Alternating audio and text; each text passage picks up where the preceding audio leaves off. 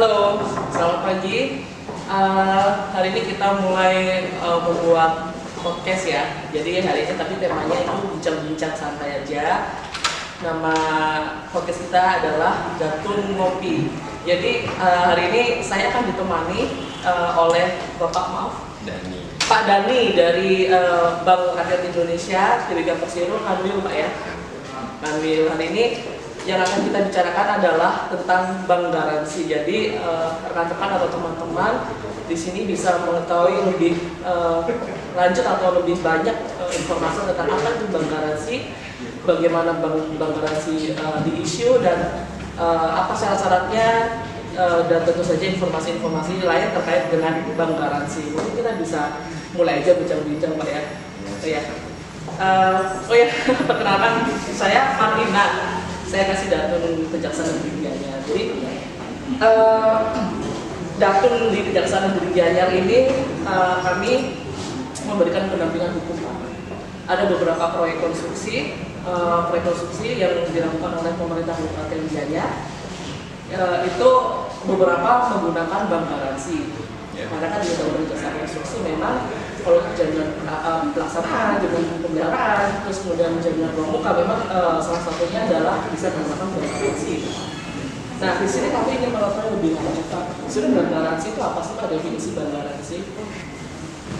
Baik Bu, saya coba jelaskan secara awam ya bahwa bank garansi itu adalah jaminan yang diberikan oleh bank untuk kepentingan nasabah.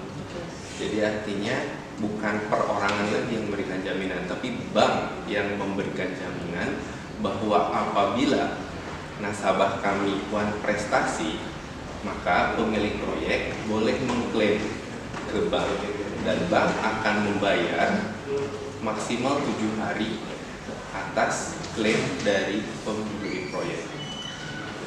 Jadi untuk pemberi proyek diamankan oleh bank garansi apabila proyeknya itu tidak tepat waktu, tidak sesuai spek, atau gagal dalam pembangunan. Oke. Sebenarnya prinsip dari bank garansi ini sama dengan di KUH Perdata itu ada yang namanya bortoh. Iya, bortoh. Jadi perjanjian penanggungan ya. Ada di kalau tidak salah di pasal 1820 KUH Perdata. Nah, jadi Pak sebenarnya tadi Bapak sudah menjelaskan kenapa sih pentingnya bank garansi itu harus ada gitu kan di proyek konstruksi. Kemudian apakah hanya kontraktor saja Pak yang yang dapat mengajukan bank garansi ke bank? Nah, untuk saat ini yang saya temui itu tidak hanya kontraktor. Rupanya perdagangan umum itu juga menggunakan bank garansi. Contoh misalkan ada agen atau subagen Gudang Garam, subagen Sampurna, subagen Nestle, subagen Unilever, semua sembako itu juga subagennya menerbitkan bank garansi, meminta bank garansi supaya dalam pembayarannya lancar. Apabila mereka gagal dalam membayar ke agen, ke distributor besarnya, maka distributor ini tinggal klaim ke bank sehingga barang yang dikirimkan kepada agen ini pasti bisa dibayar oleh agen-agennya. Terkait dengan penjelasan Bapak tadi bahwa bank garansi itu kan memberikan jaminan sebesar sejumlah uang Pak ya, dari nilai kontrak biasanya Bapak bisa dari nilai kontrak. Kalau tidak salah satu contoh di proyek yang kami dampingi itu jaminan uang mukanya itu 20% atau 30% kalau dia memang perusahaan menengah ke bawah atau menengah kecil gitu kan. Nah, berarti itu kan karena ada jaminan sejumlah uang gitu Pak ya, maksudnya sejumlah nilai kan cashless tapi ya hanya sejumlah nilai dari persen dari kontrak itu. Ini bisa nggak sih kalau bank garansi itu dikatakan konsepnya sama dengan pemberian kredit? Itu Pak Ben. Jadi bank garansi ini merupakan kredit tapi non cash loan. Jadi bentuknya memang penjaminan, tidak dalam bentuk uang cash atau pencairan dalam bentuk kredit. Jadi kita hanya menyiapkan sejumlah plafon, sejumlah besar uang untuk dicairkan sebagai komitmen kami apabila ada klaim kita akan bayar. Nah terkait besarannya tadi disebutkan bahwa uang muka itu kurang lebih 20%, untuk tender itu sekitar 1-3%.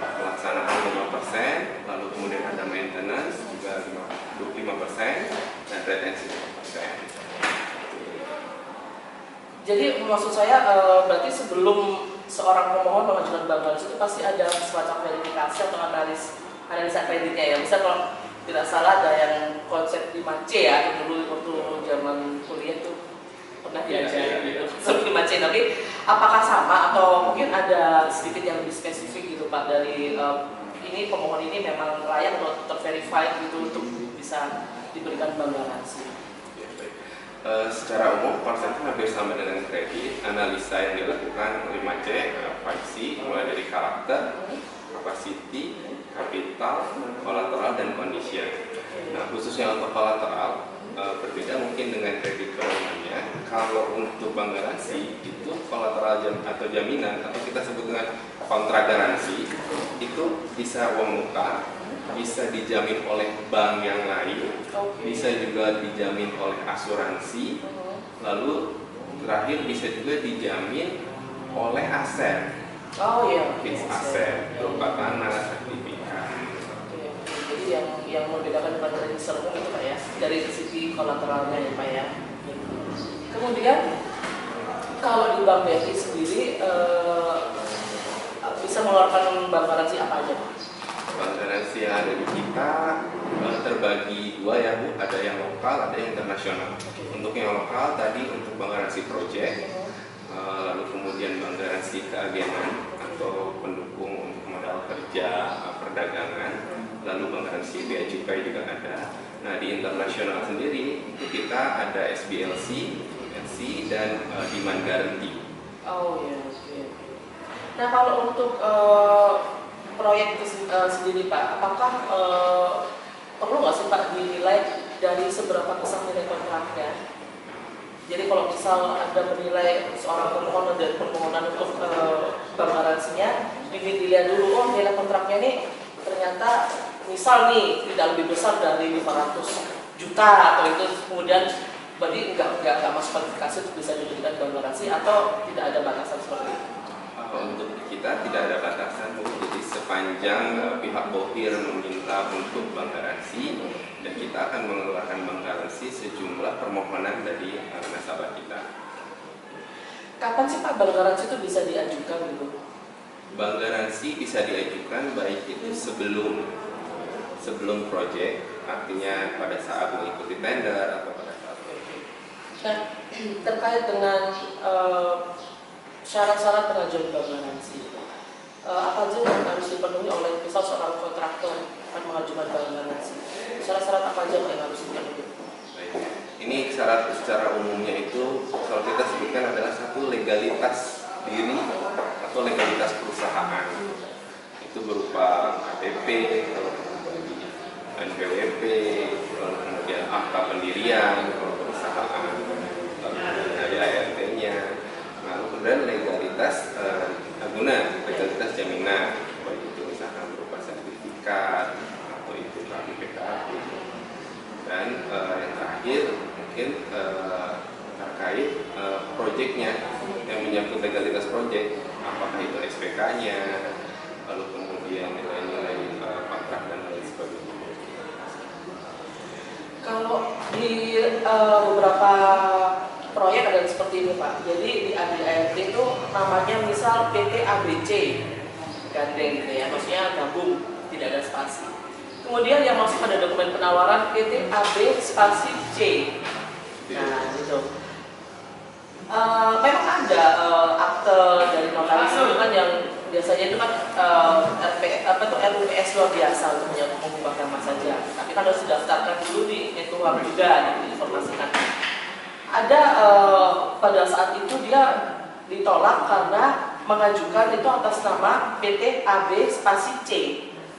Nah ditolak, jadi tidak sesuai dengan identitas yang seperti yang Bapak sampaikan tadi. Itu bisa dimungkinkan seperti itu atau akan di cross check ulang Pak? Mungkin pemohon dipanggil kembali, kemudian apa benar ini begini karena berarti ada pengecekan dong ke website mungkin Kemenkumham untuk mengecek benar nggak sih PT ini namanya ini terus core bisnisnya sesuai dengan konstruksi misal. Gimana Pak? Ya, baik Bu. Jadi itu kita kembali ke analisa awal bahwa sebelum penerbitan bank garansi kami melakukan analisa seperti halnya analisa kredit, termasuk tadi. Jadi harus ada konsistensi nama perusahaan dan dokumen ke dokumen yang lain. Jadi secara horizontal semua dokumen menyebutkan nama yang sama. Misalkan di sini PT ABC, semua dokumen harus menyebutkan PT ABC. Kalau ada dokumen yang berbeda, itu perlu kita klarifikasi dan harus dibuktikan dengan secara legalitas bahwa yang nama itu adalah sama dengan yang lain. Berarti memang ada proses verifikasi Pak ya. Jadi oke. Nah, di BRI sendiri banyak Pak yang sudah berapa banyak bank garansi yang sudah diisi? Bank garansi untuk tahun 2019 kami menerbitkan 250 miliar bank garansi. Untuk tahun ini sampai dengan Juni ini kami sudah menerbitkan kurang lebih 230 miliar. Kalau untuk mega proyek misal kita katakan untuk proyek yang nilai nominalnya sangat besar. Nah, kalau tidak salah kan di bank itu ada yang namanya batas maksimum pemberian kredit ya, BMPK. Nah, kalau misal nih ternyata nilai bank garansinya itu mungkin ini ya melebihi dari batas BMPK, mungkin nggak sih Pak itu dilakukan sindikasi pemberian bank garansi dengan bank lain? Baik Bu, ya untuk proyek-proyek yang strategis yang sifatnya besar, biasanya kalau melebihi BMPK kita pasti melakukan sindikasi dengan bank lain. Tapi untuk saat ini, untuk proyek khususnya di Denpasar, Bali dan Musra itu masih bisa kami absorb karena kewenangan di kantor wilayah bisa sampai dengan 100 miliar. Jadi 100 miliar itu berarti 5 kali 100 miliar itu bisa kita, karena kan maksimal 20% dari itu. Ya saya penasaran bisa nggak sih kalau karena konsepnya sama dengan kredit, hanya beda di kolateral tadi yang spesifik, berarti bisa dong dimungkinkan dong sindikasi gitu. Nah, kemudian Pak, keunggulan dari bank garansi itu apa sih Pak? Kita tidak compare ya, kita tidak compare dengan produk lain karena di Undang-Undang Jasa Konstruksi itu kan ada beberapa produk lain yang dibolehkan gitu. Kalau misal dari segi perbankan gitu, apa sih yang membedakan Pak dengan penanggungan yang lain gitu? Misalnya asuransi atau lembaga penjamin yang bukan lebih unggul, tapi maksud saya yang membedakan gitu, yang membedakan apa? Jadi kalau tingkat kepercayaan wakil terhadap yang mengeluarkan bank garansi itu kan bisa jadi sebenarnya personal garanti juga bisa. Misalkan ada orang kaya yang berani untuk menjamin bahwa rekanan saya ini pasti bisa mengerjakan proyek, jaminannya adalah saya, itu personal garanti. Lalu kemudian ada yang surety bond yang dikeluarkan oleh asuransi, itu pun sama, itu juga asuransi mengeluarkan produk. Lalu kemudian ada bank garanti, lalu ada juga dari luar negeri, di bank garanti SPLC. Nah, tingkat kepercayaan itu berbanding lurus dengan bonafiditas, ya kan, nama baik dari penjaminnya. Kalau bank ini memang sudah tempatnya dan kami komitmen bahwa secara unconditional tanpa syarat itu pihak wakil itu bisa klaim kapan saja dengan syarat yang sudah ditentukan sebelumnya di SPK bahwa terjadi wan prestasi, pasti kita akan membayar maksimal 7 hari itu sudah klaim. Maksimal 7 hari Pak ya. Pembuktian buat prestasinya itu dari bagaimana Pak? Yang dibutuhkan oleh Bank BRI sendiri gitu misal. Pembuktian itu sudah terjadi buat prestasi apa? Ada surat pernyataan bahwa telah terjadi buat prestasi dari BPK misal. Kontraktornya sudah melakukan buat prestasi, kemudian untuk mencairkan kan dia harus membuktikan sesuatu bahwa ia memang benar pernah terjadi buat prestasi. Biasanya nih yang dibutuhkan oleh Bank BRI itu berupa apa? Kalau dari Bank BRI sebenarnya cukup permohonan klaim dari pihak mobil bahwa pihak ketiga atau nasabah kami ini sudah melakukan non-prestasi. Tapi kalau untuk menguatkan lagi, biasanya BOKIR itu menyertakan bahwa ada countersign dari pelaksana bahwa mereka mengakui bahwa mereka memang terjadi non-prestasi. Nanti kami akan cross check ke nasabah apakah betul terjadi non-prestasi. Kalau terjadi ya, apakah kita naikkan. Walaupun itu misalkan pihak pelaksananya ini tidak mengakui, tapi di lapangan kami temukan bahwa memang terjadi non-prestasi, kami akan bayarkan klaim. Yang terjadi kalau di barang itu sebetulnya mudah, karena biasanya dalam penjual beli itu ada pembayaran dan ada pengiriman barang. Itu gampang melihatnya di berita acara serah terima barang. Kalau barang itu diterima itu melebihi dari waktu yang diperjanjikan, berarti jelas non-prestasi. Atau ternyata memang belum bayar, kita lihat dari rekening korannya bahwa belum terjadi transfer, berarti memang betul terjadi non-prestasi. Sebetulnya mudah sih untuk membuktikan bahwa terjadi non-prestasi atau tidak. Nah, kalau bicara tentang kolateral yang bahwa ada aset juga ya, Pak ya, untuk dijadikan jaminan kepada bank terkait dengan bank garansi. Nah, kalau misal ternyata aset ini tuh tidak, ketika dia sudah non-prestasi, cair itu bank garansinya, gitu Pak ya. Yeah. Nah, kemudian kan bank urusannya, maksudnya perikatan hukumnya pasti dengan si nasabah kan. Nah, kalau misal ternyata aset yang dijadikan kolateral itu tidak bisa disita dan tidak bisa dijual gitu misalkan, berarti kan ada, kalau aset berupa tanah berarti ada hak tanggungan kan Pak. Yeah. Nah, kalau misal ternyata tanpa pengetahuan dari pihak Bank BRI, tanah itu ternyata sudah dialihkan dengan cara melawan hukum, perbuatan melawan hukum, kan jadi tanah itu dikuasai oleh pihak ketiga dong, karena sudah beralih gitu, dari nasabah ke pihak ketiga. Nah, pernah nggak terjadi seperti itu Pak? Beberapa case memang terjadi seperti itu di lapangan, tapi karena kekuatan hukum hak tanggungan ini merupakan sudah utuh ya Bu, ya, bulat dan memang secara secara hierarki kepemilikan paling tinggi, maka untuk membuktikan di pengadilan kami mudah dan biasanya kami selalu menang dalam hal gugatan seperti itu. Nah, itu yang mau saya sampaikan, jaksa pengacara negara juga bisa lupa memberikan bantuan hukum litigasi gitu, karena kita juga ada MOI Pak ya. Betul. Kita ada MOI, jadi maksudnya jasa pengacara negara bisa memberikan bantuan hukum litigasi kalau misalnya ada gugatan, partai bisa jadi kuasa hukum Bapak. Siap. Oke.